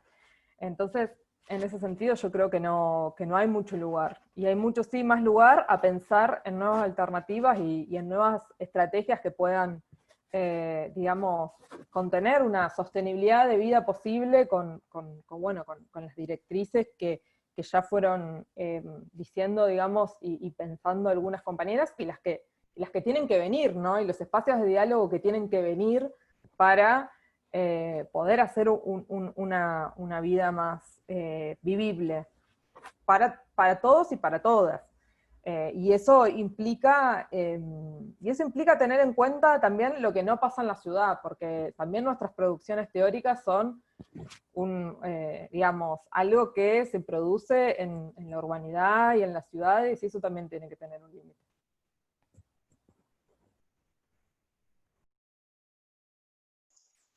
Bien. Astrid, ¿quieres responder? Sí, bueno, vamos, algo breve. O sea, la idea de capitalismo solidario, que entiendo que ha sido en el marco de unas declaraciones políticas, no desconozco, no había escuchado el término, pero directamente me parece un oxímoron, bueno, como tantos otros, ¿no? O sea, como el capitalismo con rostro humano, tantas cuestiones, ¿no? Que también son una muestra de cómo se pueden cooptar y vaciar absolutamente de contenido político conceptos que son, o que pueden ser profundamente emancipatorios en cualquier caso, ¿no? que las propuestas la pregunta era como si las propuestas de la economía feminista y ciertas economías feministas y los ecofeminismos, ciertos ecofeminismos podrían integrarse en esta idea de... A ver, claro, en el marco de un sistema económico que, como decimos, ataca la vida por diferentes flancos, ¿no? Pues parece que no se pueden integrar lógicamente. Pero visto lo visto, o desde ahí, desde esas posiciones, pensamos cómo ir detrayendo espacio, detrayendo recursos a ese capitalismo, o no, o esperar a que todo esto se tumbe para poder llevar a cabo propuestas de cierto tipo, pues lógicamente no. O sea, yo creo que es interesante desde las propuestas de la economía feminista, de lo que hemos estado aquí compartiendo, ir pensando cómo avanzar hacia esa otra forma de organizar la vida en común. Y ahí pues habrá que ser estratégicas también y ver cómo, digo, o sea, como por, o sea, no es como hasta que esto no acabe, hasta que el capitalismo no acabe, no vamos a poder avanzar, ¿no? Es como, bueno, pues a ver cómo en el marco de esta locura, ¿no? Cómo se puede ir dando paso, y ahí yo creo que precisamente la economía feminista lo que nos da son muchas pistas para ir caminando progresivamente desde lo más inmediato y las urgencias más importantes, ¿no? Hacia ese largo plazo en el que, bueno, en el que obviamente nos organicemos con otros principios si es que democráticamente se quiere, claro, es algo en el marco de un contexto histórico cada vez más reaccionario, ¿no? Entonces, bueno, político, me refiero. Entonces, bueno, no sé si he respondido, pero por ahí va mi reflexión.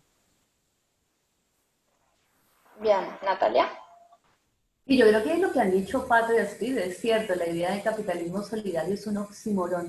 Lo que sí es cierto es que las luchas que se dan en la región limitan en muchas ocasiones de manera exitosa la tendencia a la concentración de los ingresos que se exacerba con la crisis de la COVID-19 y además limitan el desentendimiento que propone el neoliberalismo de la responsabilidad del Estado y del capital sobre las condiciones para la reproducción de la vida humana y no humana. Entonces, yo creo que ahora tenemos una oportunidad política que tenemos que aprovechar, y es que si hay algo que mostró esta crisis pandémica mundial es que los mercados son completamente ineficientes como asignadores de recursos. Tuvo que venir el Estado a volver a decir, es que la salud es pública. Tenemos el caso de Perú, por ejemplo, que al igual que Colombia y muchos otros países, ha tenido una tradición neoliberal muy, muy fuerte, un neoliberalismo salvaje,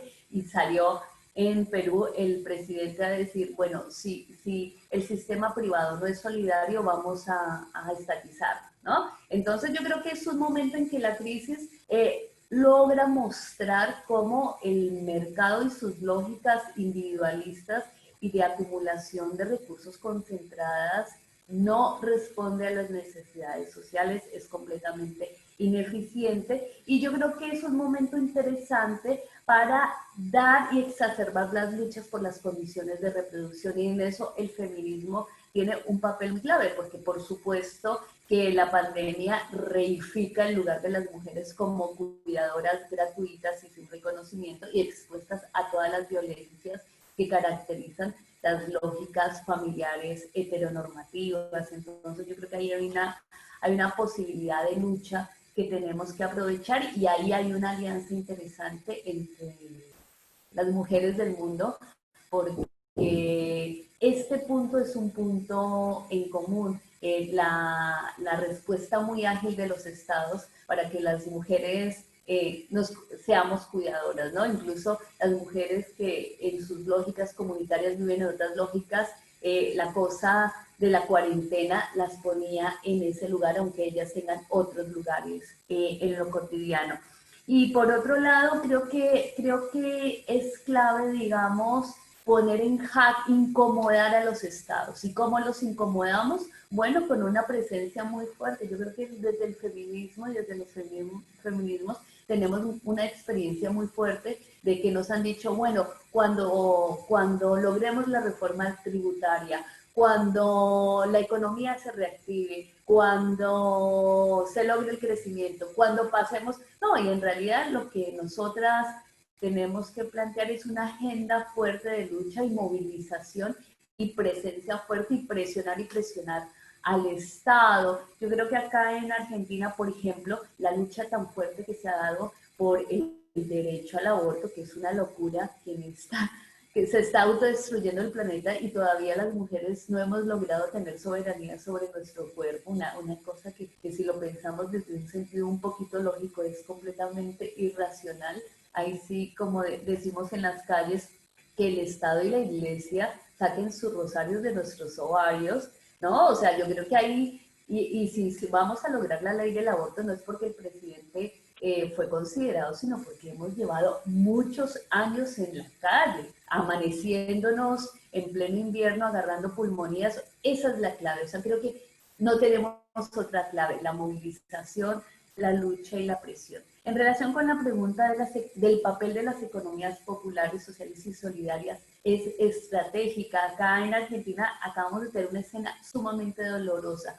Una organización emblemática de la lucha de las empresas recuperadas, como es el BAUEN, acabó de cerrar. No cerró en el macrismo y sí cerró con este gobierno.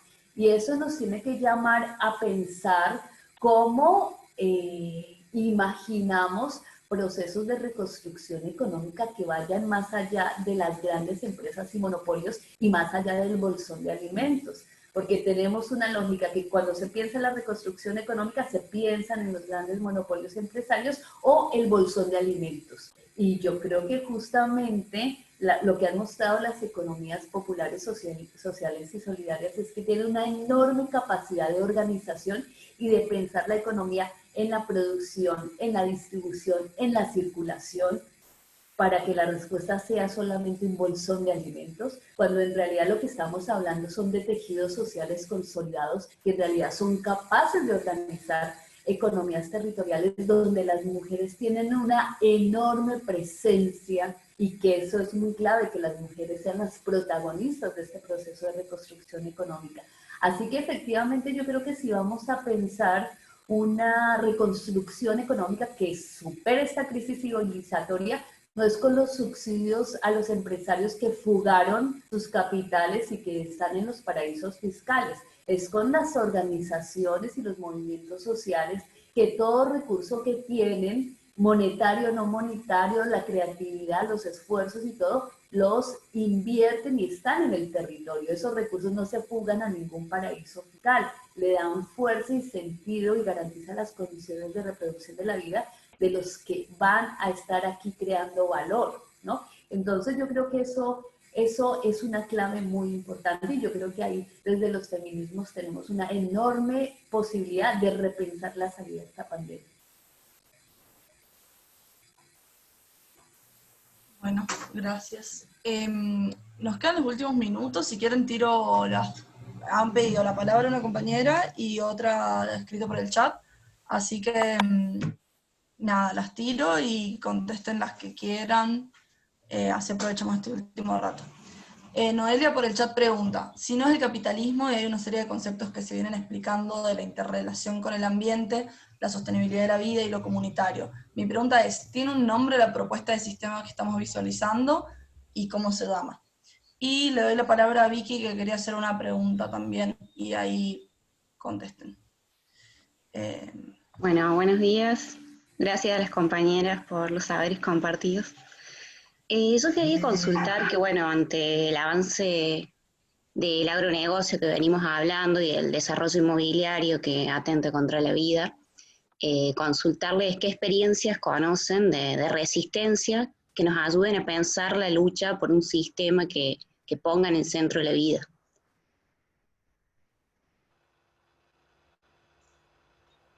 Perdón, otra compañera creo, Belu, no sé si tenías una pregunta para hacer y juntamos esas tres y ya responden eso todas juntas. Sí, hola. Disculpen, estoy en la oficina y veo que se escucha poco. En el barullo. Bueno, la pregunta iba un poquito más a pensando cómo los sectores trabajadores en este contexto de pandemia nos podemos organizar y generar como reclamos a las legislaciones pidiendo y tiempos compartidos en esto de la reproducción de la vida, ¿no? Cómo se puede generar esos reclamos. Bueno, va por ahí un poquito la respuesta.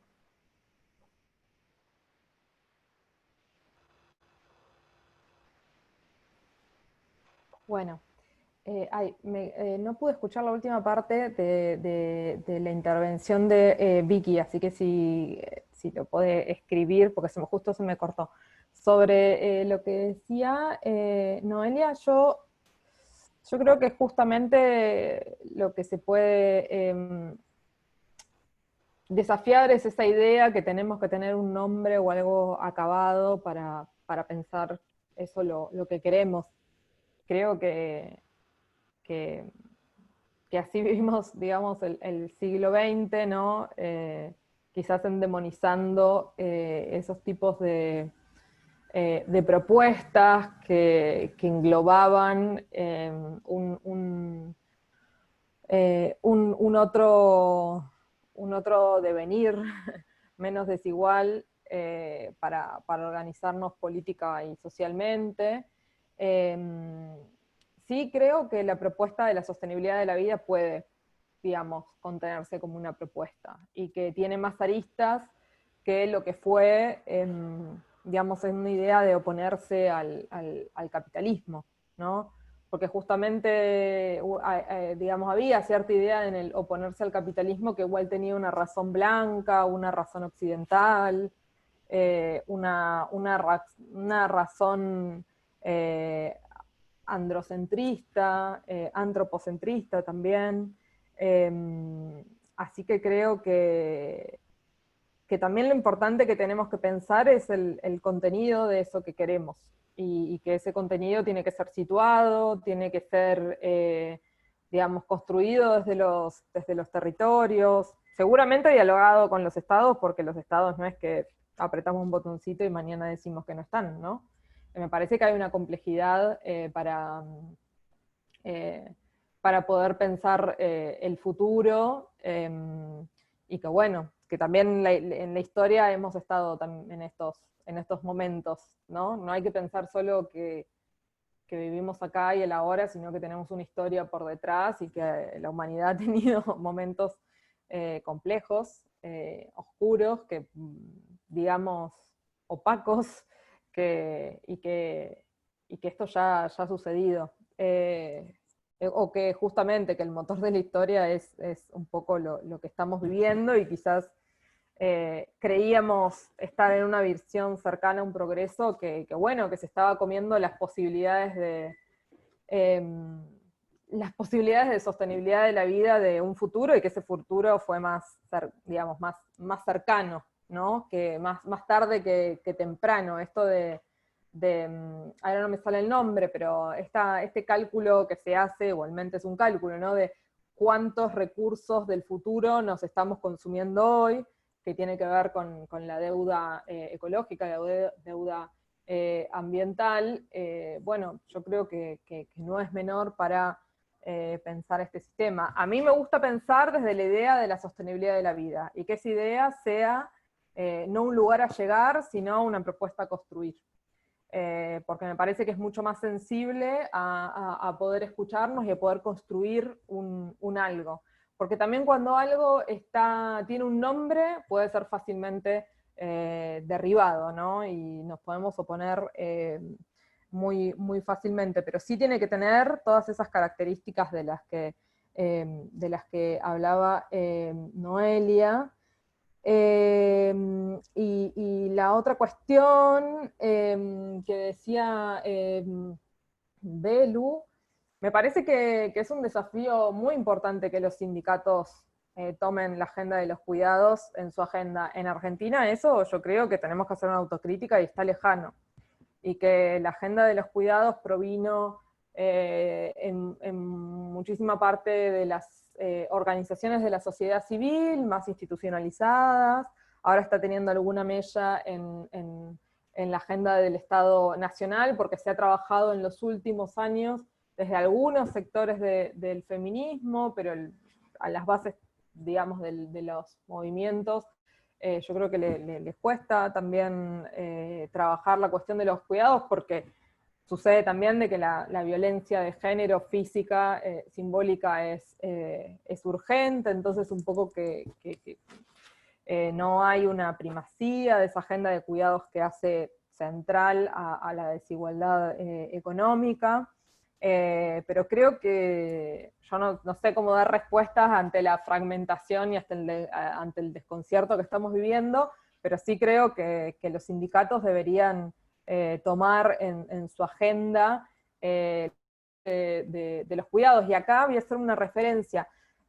Cuando el año pasado estuvo la discusión sobre la baja de la moratoria de las jubilaciones de ama de casa, una gran parte de los sindicatos pedía que se dé de baja la PUAN, la pensión única universal, y que, digamos, se prorrogue la moratoria. Efectivamente hay muchas diferencias entre la pensión única, digamos, la pensión universal para adultos mayores en términos de dinero, con la propuesta de la moratoria de jubilación para las amas de casa. Pero eso, por ejemplo, no dejaba ver que había muchas travestis que habían podido acceder a una prestación en la adultez mayor a través de la PUAM, y que hubiera sido imposible que accedan a través de la moratoria por jubilación de ama de casa. ¿Sí? Que no se llama jubilación de ama de casa, pero sabemos que no es netamente así. Entonces yo creo que esas cosas hacen pensar que, bueno, que el feminismo y la política de los cuidados en los sindicatos todavía falta muchísima discusión, que falta desarrollarse, y que hay que hacerse, digamos, cargo, cuando también en los movimientos hay que trabajar algunos temas.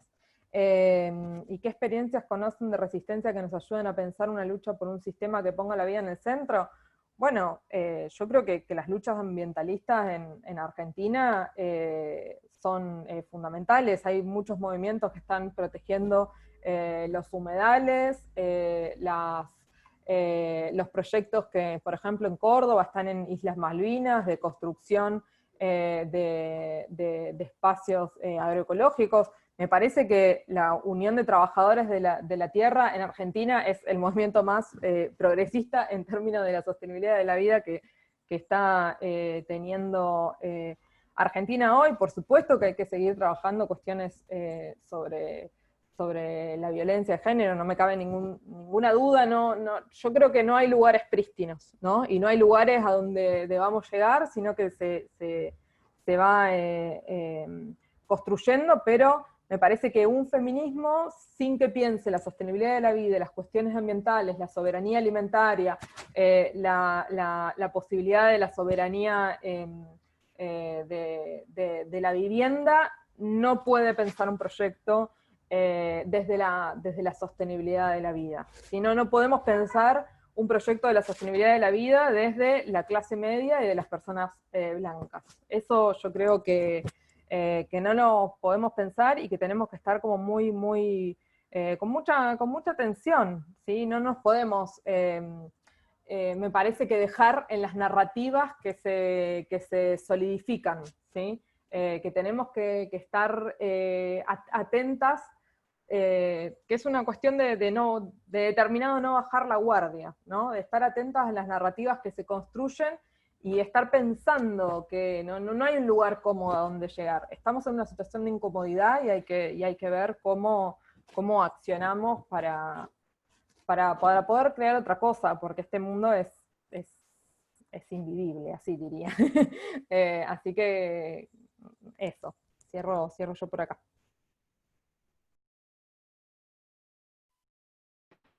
Si Astrid o Natalia quieren agregar algo más, tenemos algunos minutitos y después... Bueno, yo comparto muchas de las reflexiones que planteaba Pato.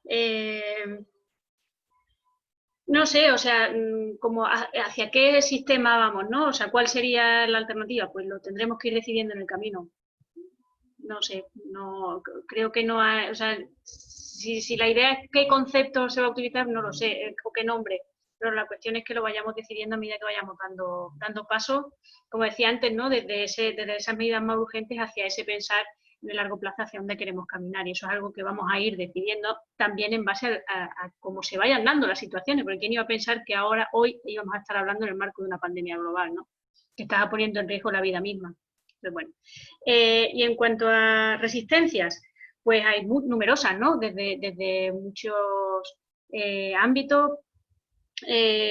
Hablabas del sector inmobiliario, aquí por ejemplo en el Estado español la plataforma afectada por la hipoteca, la PA, por ejemplo, está haciendo un trabajo estupendo, pero quizá nos resulta, o a mí por lo menos siempre me gusta plantear como que hay resistencias cotidianas que hay que poner en valor, politizarlas, quiero decir, esas resistencias que cada persona tiene frente a esta forma de entender una vida, no sé, o frente a este sistema parasitario, ¿no?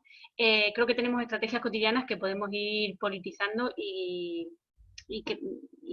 no sé, y organizarnos desde ahí, más allá de qué experiencias conocemos organizadas, quiero decir. Creo que es cuestión de poner en valor las propias que tenemos, ¿no? Frente al modelo de consumo, la forma en la que nos movemos, la forma en la que nos relacionamos, la forma en la que en los confinamientos, por ejemplo, aquí en la ciudad de Sevilla, donde yo vivo ahora, la forma en la que de repente conocemos a la vecina y sabemos cuáles son sus necesidades. Bueno, pues vamos a poner en valor esas acciones cotidianas que son resistencias frente a un sistema que nos quiere solas, que nos quiere separadas y que nos quiere que no nos reconozcamos como iguales, ¿no? Y en cuanto a la forma de acción sindical, pues yo creo que es eso, ¿no? Bueno, un poco lo que señalaba Pato, o sea, yo creo que la clave es que las formas de organización sindical empiezan a desplazar de su centro de atención solo, única y exclusivamente el trabajo asalariado y pasen a pensar en todos los trabajos. ¿Cuáles son todos los trabajos? Y no pensar el trabajo asalariado lo primero y luego ya en lo que queda de tiempo, pues ya vemos cómo organizamos la vida, sino pensar cómo se va a organizar todos los trabajos. Y desde ahí ya, o incluso pensarlo al revés, o sea, cómo organizamos la vida y luego ya cuánto rato nos queda para ir al mercado, ¿no? Para el mercado de trabajo.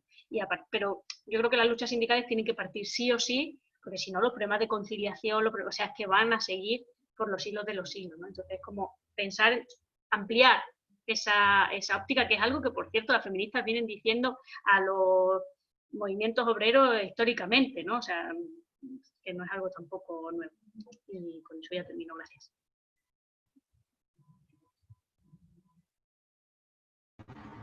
No sé si Natalia quiere agregar algo más. Sí, yo creo que queda poco que agregar a lo que ya. Sí. Sí, la verdad que queda poco que agregar. Coincido con las compañeras en que justo estaba pensando en el libro de la economía postpatriarcal, que justo ahí lo que yo estaba planteando es que uno de los aprendizajes que genera el feminismo, los feminismos en realidad como procesos de repensar la transición hacia un mundo en el que verdaderamente todas las formas de vida están en el centro, parten de la renuncia a la idea de un sistema global. No es pasar ¿no? Como pensábamos en el siglo pasado, capitalismos o socialismos, ¿no? Como un sistema u otro, porque en realidad esos pensamientos universalistas, abarcativos, generan formas de colonialidad inevitablemente. Lo que se trata es justamente de reconocer las luchas y las emancipaciones que hoy están teniendo lugar. Lo dijeron perfectamente las compañeras y lo han dicho sobre todo, por ejemplo, en Córdoba, la vitalidad de las luchas contra las fumigaciones, por ejemplo, los impresionantes procesos de articulación, por ejemplo, de las escuelas contra la fumigación, ¿no? El movimiento de paren de fumigarnos. Es decir, todos esos movimientos en donde además las mujeres estamos imbricadas en nuestra propia vida cotidiana por una diversidad de luchas. Y yo creo que ahí es parte de la clave, ¿no? Como hemos dicho ya en muchos espacios, es un mundo donde quepan muchos mundos y en realidad no es algo que vaya por venir. O sea, creo que lo clave, digamos, que tiene el pensamiento decolonial es que rompe la idea lineal del tiempo occidental donde hay pasado, presente y futuro y está el porvenir, ¿no? O sea, el pensamiento decolonial se afirma en el presente, el cuerpo y la espiritualidad y la mente están en el presente, y en ese presente se reconocen la potencia de transformación diaria, ¿no? La lucha se da en el día a día, y yo creo que eso es clave porque un problema que tenemos es un problema de imaginación, ¿no? O sea, vemos cotidianamente 1000 distopías en donde se destruye el mundo y es la lucha de unos contra otros, la distopía zombie. Y en realidad yo creo que lo que tenemos que imaginar es cómo vamos a construir esta multiplicidad de escenarios que ponen la vida en el centro y que realmente le dan la oportunidad a toda esa diversidad de proyectos de vida donde estamos con la naturaleza y podemos coexistir, ¿no? Yo creo que eso es clave, y nada, cerraría con una invitación a que imaginemos esas vidas cotidianas que con otros podemos construir y no nos resignemos a pensar que va a venir en el futuro un cambio. El cambio es ya y lo estamos haciendo y los hacemos día a día porque todas estamos luchando. Todas las mujeres con las que yo me relaciono, todas las feminidades, todas las diversidades, todo el mundo está haciendo algo. La gente no está cruzada de brazos, ni llorando, ni resignada.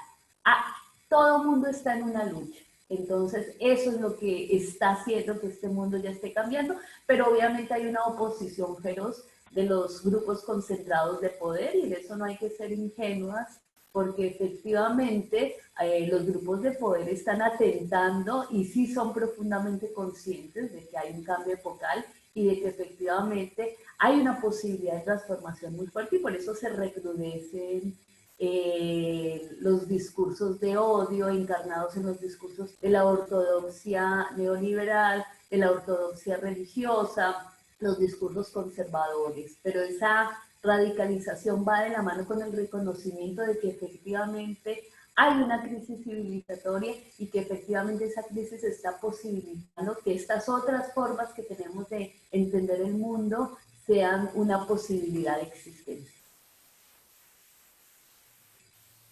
Muchas gracias. Bueno, ya vamos cerrando. Quería leer un mensaje que había dejado Renata ahí en el chat, que decía: agradezco de corazón este espacio y a cada panelista por su claridad y fuerza para conducir temáticas y problemáticas que mueven las agendas mundiales, no solo limitadas al género, sino también cada vértice de su acción, como la ecología, trabajos no remunerados y la historia de cómo aún nos clasifican. Tienen mi amor y compromiso en la lucha.